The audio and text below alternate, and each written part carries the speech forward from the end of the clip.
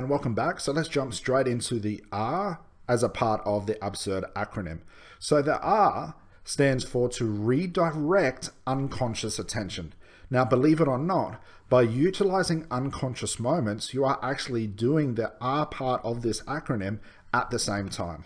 The reason we want to redirect unconscious attention is for one thing only. When your client presents their problem at an unconscious level, the unconscious mind is directing its own attention towards an outcome.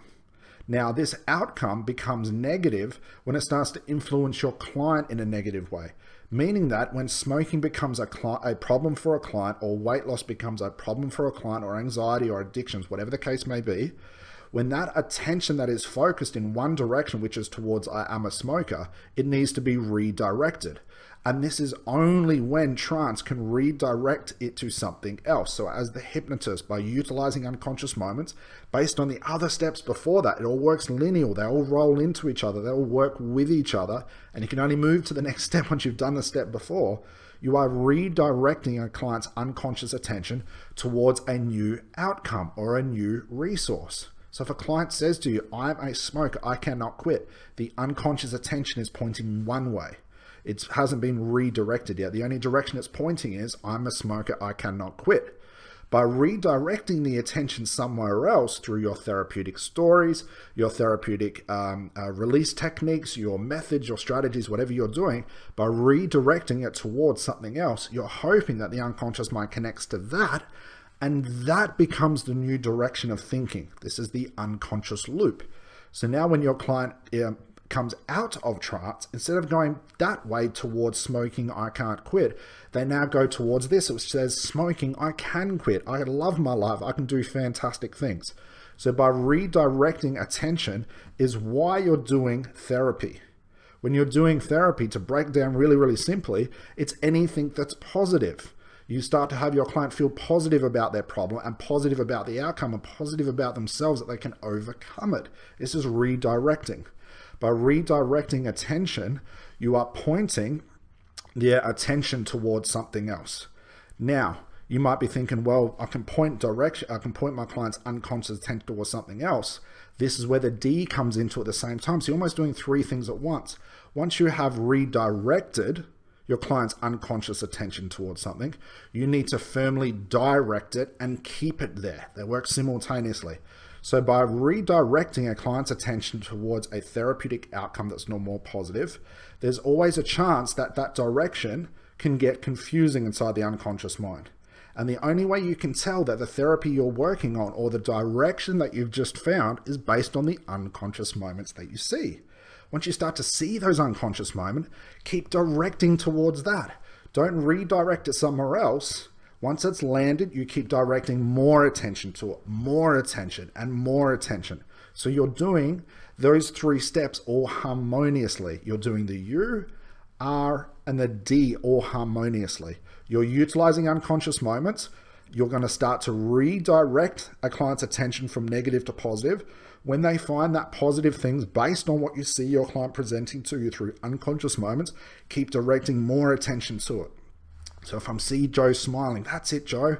Keep smiling, keep enjoying this. You're doing this, Joe. That's it, Joe. Really enjoying yourself. That's it, Joe. Smiling all the way to this fantastic outcome. Each time I give him something to work on, almost like a suggestion, I'm directing it, I'm directing it, I'm directing it. The reason we need to look at the R is the redirection, because sometimes your client might find many different ways to do the same thing. You wait till it lands. Once that new direction or that redirection lands, you'll know, because you'll see your client start to enjoy it. If your client comes in negative and then all of a sudden 10 or 15 minutes later you start to see them enjoying themselves while in trance, it's redirected purposefully, it's redirected correctly, then just keep directing as much attention, keep utilizing that direction. Tell more stories about that, what you're seeing as an unconscious moment.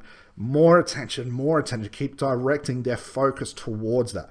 What this will do, by directing their attention over and over into it, you start cementing in that new loop.